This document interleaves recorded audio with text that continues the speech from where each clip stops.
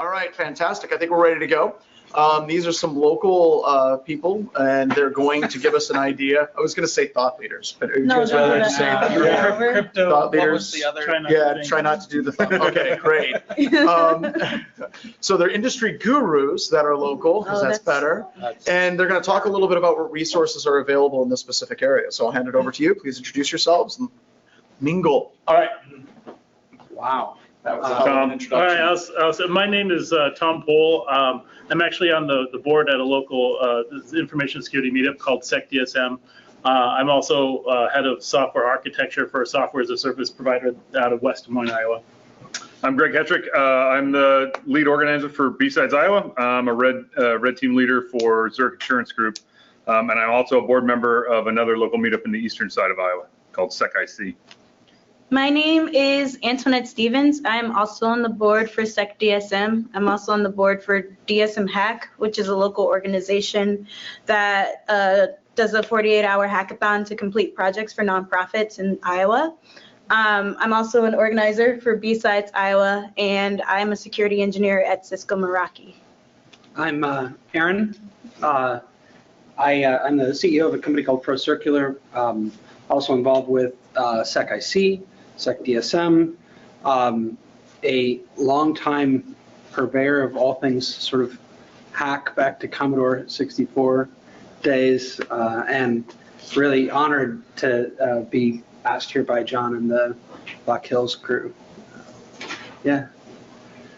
So what do we want to talk about? Obviously, I think this is the local security meetup group's commercial portion of the conversation today, right? Around, where do you turn to, right? As organizations, I work for a software as a service company. We've been pen testing our platform for 15 years, multiple times a year with multiple, providers. How do you as an organization know who to reach out to, who can you trust? And who can't you trust, right? And how do you approach that? And ultimately, it takes time in definitely building relationships with other people in the community that have done this before, with organizations in general. I still remember sitting down with organization the first time, 15, 17 years ago to pen test our platform. Pen testing was fairly new, and it's just like, how do I know your pen tester is not going to keep something back and then go exploit it later, right? Because there's a significant distrust of pen testing companies in general, even in back then, and you should have that healthy skepticism and understanding, what it is that those organizations are doing, and how do you get over that, and who can you trust? I was going to kind of say, and that's where the community aspect kind of comes in. The community talks. Everyone kind of talks amongst themselves. It's like when you want to know who can be your plumber, and you go ask your community, hey, do you have a good plumber for me that's trustworthy? There's no Angie's List for no, there's no Angie's. But if you have a trusted community of other security professionals who have also been through the process of finding a penetration testing company, then it's probably going to be more likely that they will share who worked well for them with you. And that's kind of where I would begin. If I were someone who needed to hire a pen tester, I would go ask my community first. So in Iowa, right, we have SecDSM in Des Moines. And when do you meet? Second Thursday of every month, we meet at Grandview College here in Des Moines. And we have SecIC in the Iowa City, Cedar Rapids area. We meet the third Tuesday of every month. We just met last night. There's Sec Midwest, which is in the Cedar Rapids area. They meet, I'm going to get it wrong, I think the second Wednesday of every month, but if you go to secmidwest.org, you can check it out there. All three organizations have pretty active Slack channels. There's over 500 in SecDSM. A lot of them are local, Kansas City, Omaha, all over the state. And a lot of people, like Tom and Antoinette on the defensive side who hire pen testers. So they're going to have a lot of those resources about who they've worked with, who's good in the past. I know those conversations come up frequently, right? We also have B-Sides Iowa that I represent. We're going to have ours the 18th of April this year, which coincidentally is 2 days before the trial. So the slogan for this year is come for B-Sides, stay for the trial.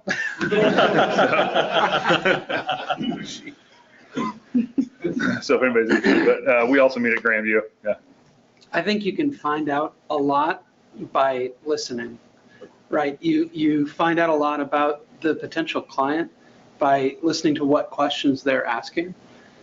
When we run into somebody who's, asking some of the presenter earlier mentioned, questions that are just sort of creep over the line a little bit, you can sort of figure out what it is, whether or not, and what we run into more often than not is a client that is actually interested in improving their security posture, as opposed to somebody who's interested in checking a box. Yeah. Right, that's a huge red flag for us. Like if they're a check the box company, like we can send them to go pick up a copy of Nessus and they can run that and print the report, and that's the box that they need to check. It's not what we do.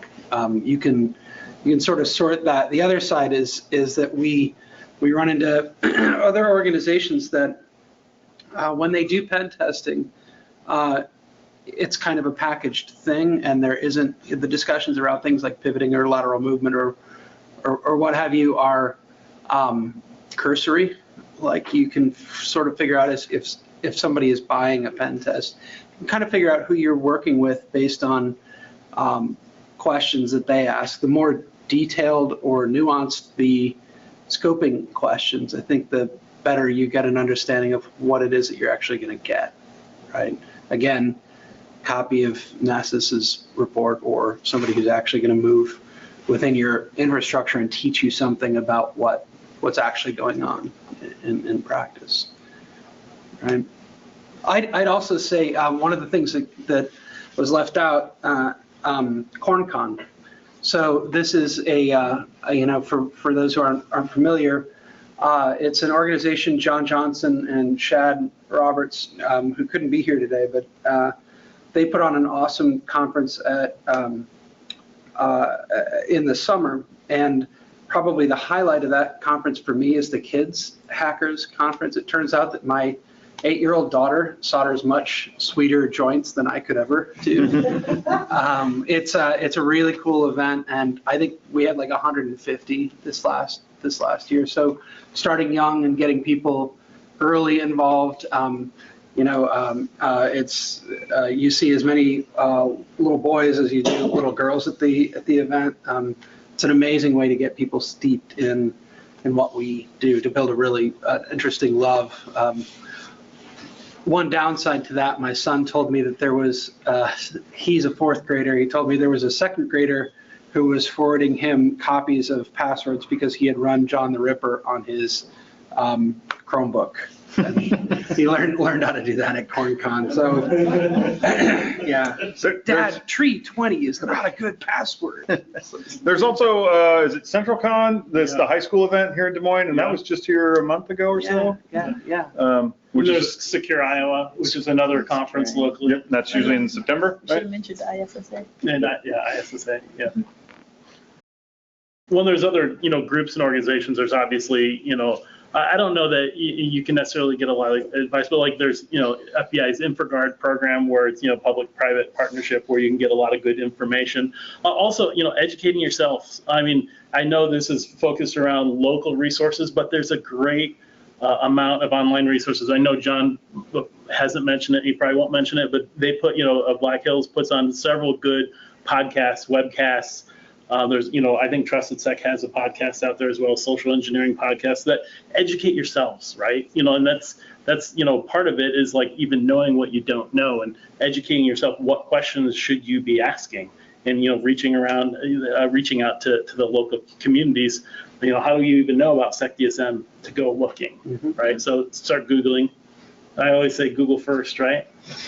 And to the point of SecDSM, I feel like this case has kind of shed a little light on certain, so employees within a city just aren't aware of a lot of matters around cybersecurity.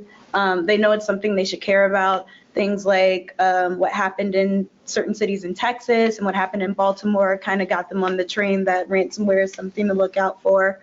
I think penetration testing at a local level in a local government is kind of a a huge step forward for a lot of municipalities. And so seeing that happen, I think they probably didn't quite know how to approach that, just because at a city level, they just don't quite have the resources or the same knowledge base that we do in the private sector. So SecDSM in February will be hosting a night. Our SecDSM meeting will be dedicated towards security in the city, I guess is the best way to put that. But we're putting together a talk to talk about how to create an incident response plan for ransomware, possibly a panel with different employees from different cities to talk about how they work together and how they plan for security, just because a lot of the cities, in particular in the Des Moines area, are interconnected and how things work. So they have a very interesting ecosystem here.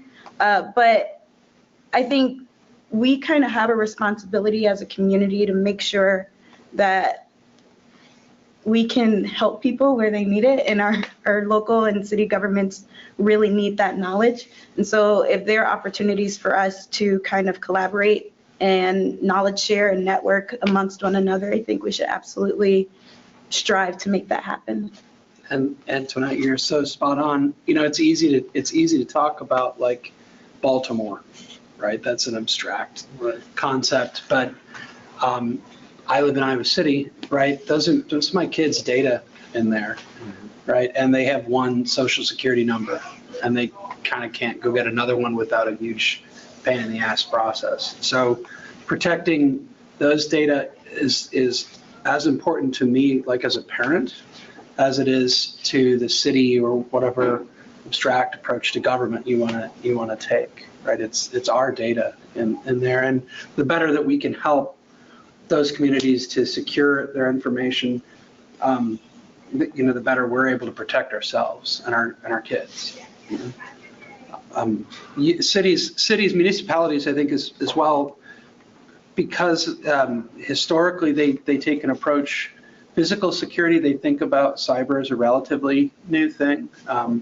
We did an engagement with a city where they're like, hey, we've had 3 other firms in here and it was awesome, and we've got really good security. They sent us the gold star thing, and this is what we're going to pay you, and this is the time, and send us the report. And within 3 hours, I was on the phone with one of our engineers, like, hey, they have a really serious problem. Fixed that, got the mayor involved, and then the conversation about scoping happened, right? Like, what's next? What else is in scope? Do you want us to continue to focus on the city, or is it about the administrative part of the city? Is the fire department part of it? Is the water treatment part of it? Is the police department? And they said, well, the police department isn't even they're not even physically connected to the network. You guys couldn't get in there, which, as you guys know, is like the worst thing you could say to our engineers. And then 3 hours later, we're on the phone, and Dawson, one of our pen testers, is saying, hey, Aaron, I think I'm looking at the digital evidence locker. What do you want me to do? It's like, take pictures and shut your computer off, please. But, those, I think education, it's on us to educate those groups because they don't know what they don't know, right? When we have those engagements, it's as much about like what can we show them just in the discussion around what we do as it is like the results, positive or negative or otherwise. When you touched on the school aspect, at SecDSM, we've tried to reach out to other organizations. We've actually given training at the AEA conference where all the schools come with their IT people and try to teach them things like, look at your network from an outsider perspective with like Shodan, like what is, your IP space that's publicly accessible, having the opportunities to be able to grow that and reach out to more organizations. How many small to medium-sized businesses, actually small businesses, are there in Iowa that are never probably going to do penetration testing because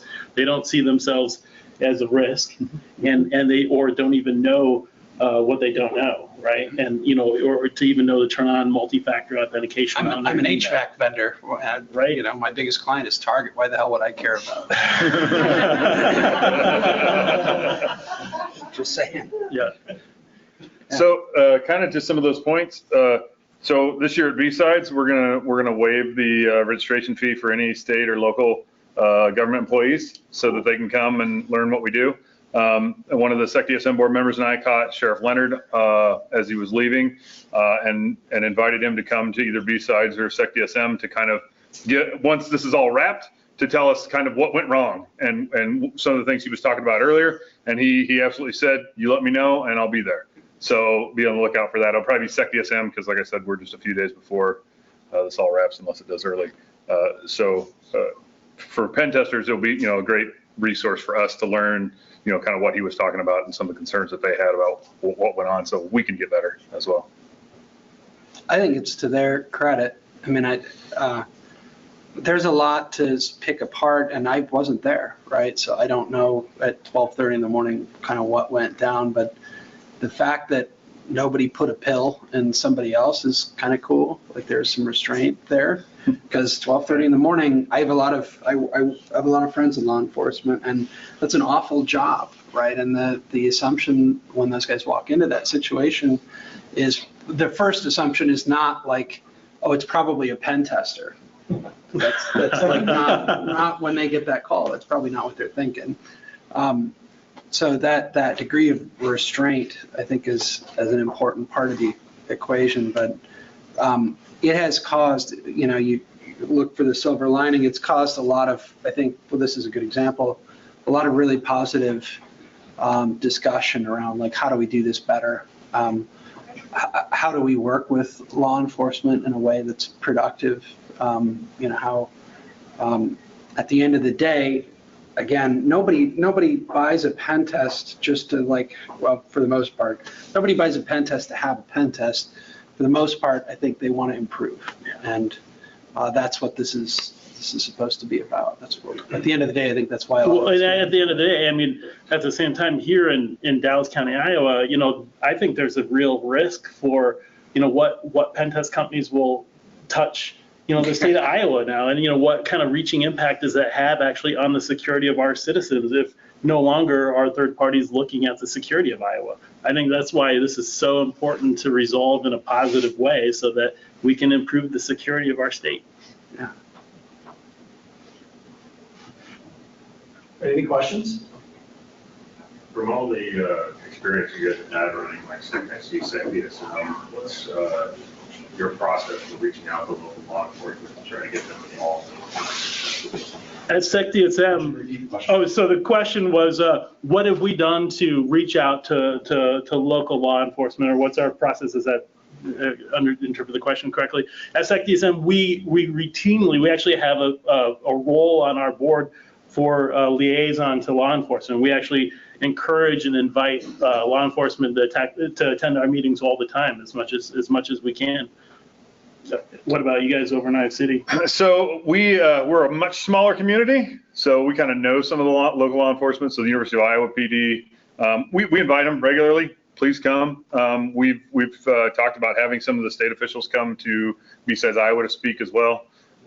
It's kind of hit or miss. Sometimes they see us as a little bit of a hacker conference and less what we actually, kind of are. I mean, it's amazing in Iowa. There's a lot more blue teamers than there are red teamers. So, I think they'd be interested to come. But we used to have a great FBI field. I haven't met the new agent now, but the one before used to come to SecDSM all the time. Yep. Right. So we've had pretty good rapport in the state with law enforcement, I think. The federal crew here, the FBI crew, so Jason Sue, Jeff Huber, Matt Ackerman was pretty involved. Senior Special Agent Schmutz, who's in Omaha, those guys are, I think, pretty involved. The big thing they run into, I think, is time. Right. Like any one of those dudes is carrying 30 cases at a time. And as awful as it is to say, we just had a case just a couple of weeks ago where I got to spend 20 hours negotiating with some guy in Ukraine to take him from 300,000 down to 75K. Trying to get them involved in that process. It's like, Aaron, I'd love to be involved, but if it's not this totally unofficial and hypothetical, of course, my apologies, but it's like, if it's not like $1 million, I got nothing. Like we can put the case up in Digital Guardian, but there's very little that I can do, So I think they try. On the state government side, and I invited several of these folks, Senator Nunn is actually part of the 132nd, so he's a former military intelligence guy. He gets our trade. Zach Walls in the Iowa City area is pretty involved. They listen, but again, they're busy, and this is not, at least up until now, is not top of mind for most of those folks. Yeah. It's a good question though, like how do you get them involved? Again, Monday morning quarterback, but if there was one thing that I would change, at least from what I've read and what we've discussed, I think that you can test law enforcement response time, and you can test physical security. It's probably not best to test them both at the same time. I mean, I really don't mean to overstate it or offend, but I think that those are different things, and that's how we would approach it, maybe a little differently. Monday morning quarterback, for sure, wasn't there. Any other questions? All right, well, thank you so much. Round of applause for him.